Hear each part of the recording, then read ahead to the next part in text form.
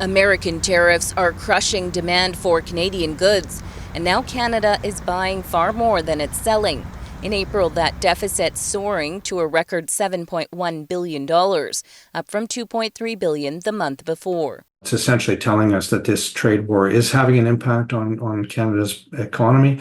And the concern that we're hearing about from consumers and businesses, I think it's already in the numbers. Exports to the U.S. tumbled nearly 16% as Donald Trump imposed a series of punishing tariffs. Bearing the brunt of the pain, the auto sector, facing a 25% duty on Canadian-assembled vehicles.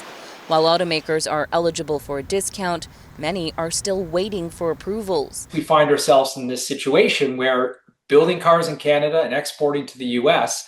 is extremely expensive and not realistic. Companies had been racing to get products across the border early this year to beat the tariffs.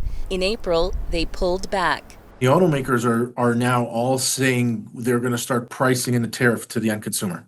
So what we've seen as a dampening in demand will be a freeze in demand. Other sensitive sectors were pummeled too. Consumer goods, crude oil, industrial machinery, and forestry products all saw sharp decreases in shipments to the U.S. This experience underlines the need to diversify our trade to overseas markets. Canadian businesses are trying to pivot, though it's not quick or easy to shift from our nearest and biggest trading partner. This is the shop floor. This auto parts maker near Windsor, Ontario, is exempt from tariffs, but as assembly plants cut production, the uncertainty alone is driving down their U.S. sales. The mood is, I think, frustration, confusion, and trying to figure it out. Just this week, the U.S. hiked tariffs on steel and aluminum to 50%, throwing many companies yet another curveball. Nisha Patel, CBC News, Toronto. Let's bring in senior business reporter Peter Armstrong now. So, Peter, these new numbers seem to represent the first hard data, right, to show the pain of the tariffs. They do. And in a lot of ways, I think we're seeing the data catch up to the anecdotes, right? We've been hearing from businesses for months now that this is happening. And what they saw was a surge of exports in January and February and even a bit in March as businesses on kind of both sides of the border tried to get ahead of the tariffs and stockpile before they kick in.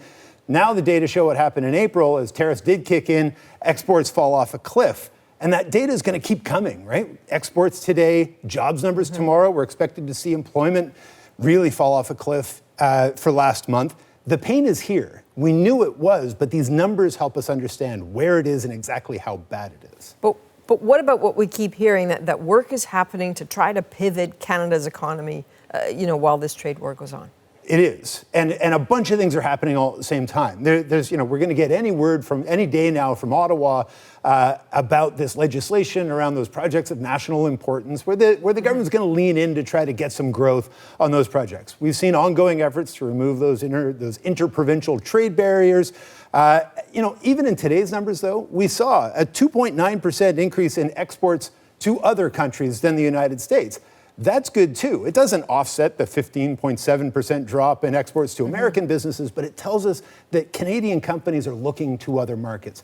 But, Adrienne, at the end of the day, the path out of this mess is a negotiated peace. And to do that, you need to have Mark Carney and Donald Trump sit down. We know they're talking. We know they're going to meet face-to-face in Kananaskis at the G7. We hope there's stuff happening behind the scenes to try to nudge that along. But we've got to watch. Okay. Peter Armstrong, thank you. You bet.